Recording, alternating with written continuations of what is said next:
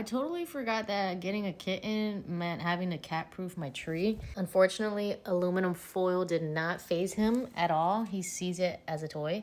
So I have an idea. I'm gonna wrap this tunnel around the base of the tree. And it turns into a bed as well. It's like, so yeah, let's do that.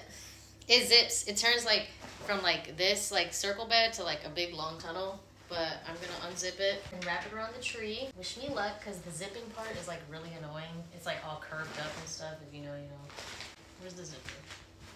Where's the zipper? All right. Ugh, wish me luck. Wish me luck. You know what? I could have low-key put the damn, hold on, let's think smart, not hard. I could low-key just put the tree around this damn thing. Like this.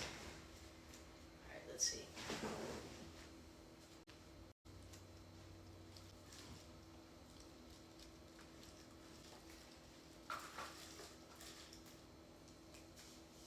Looks like we're gonna have to zip it around.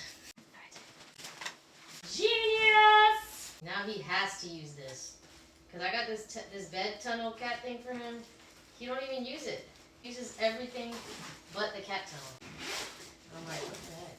I spent my hard-earned money. Just trying to make sure it's zipped all the way.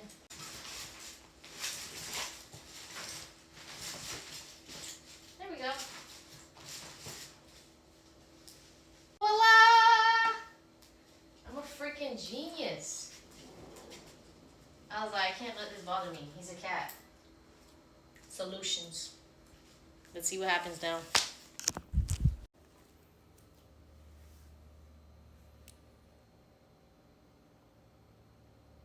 Imagine I did all this and then he just jumps on top of the bed onto the tree. There you go, buddy.